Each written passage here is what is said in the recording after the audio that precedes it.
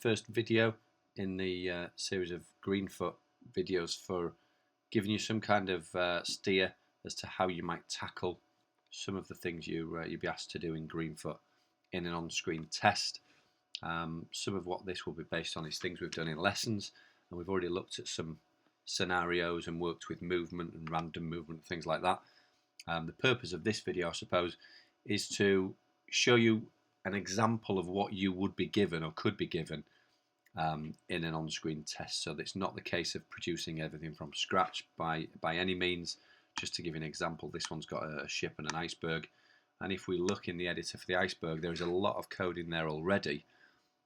It may not necessarily have been things we've done in the classroom, in the topics we've done or in the scenarios we've done, but it's a case of making yourself familiar with what's required of you in the exam paper and then what is in this code. So this one, for instance, has got a method called set direction and takes in a variable of type integer, and then whatever this variable is will determine whether it goes south, east, north or west, and those are related to static integers at the top. So for east 0, west 1, and so on and so on. So by looking at this, I can kind of get an idea of what the code does. Now that could pretty much be anything in relation to what you're asked to do, but the code in general will already be there, and you'll have to use the things you've learned in the lessons just to kind of utilize the code that's in there. So for the ship in this instance, you might be asked to get to the ship to move up, down, left and right, and then you have to put the code in there that would facilitate that. But again, the ship is already there.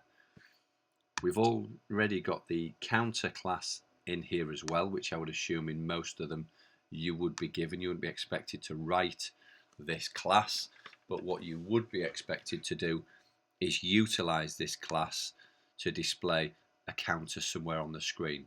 So here, for instance, we could put a counter, and as we know from lessons, it can be quite involved. We've got to have a variable in the sprite, or in the code for the sprite, that is doing the moving or the braking or the collecting or the eating or whatever it's doing, and then we would have to have some code in the world to kind of add that object to the world.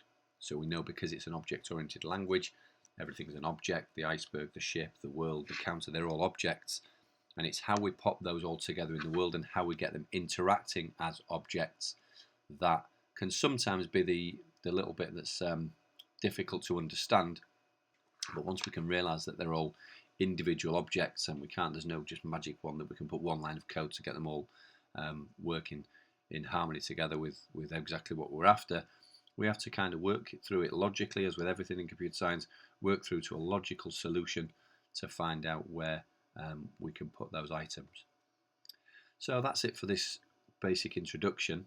As you can see, this is an example of what you would get. So hopefully in the next video you'll see how we build up the answers to the questions to give you some kind of idea as to what is expected, and hopefully it'll build your confidence a little bit more as far as using Greenfoot's concerned.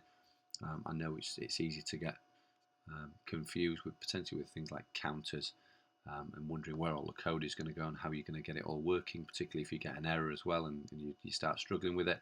But hopefully as we go through, we'll compare what we've got here to what is required in an example test paper, and then how we might go about tackling it.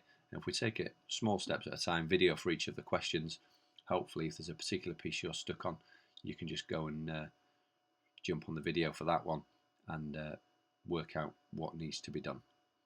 Okay, see you in the next video.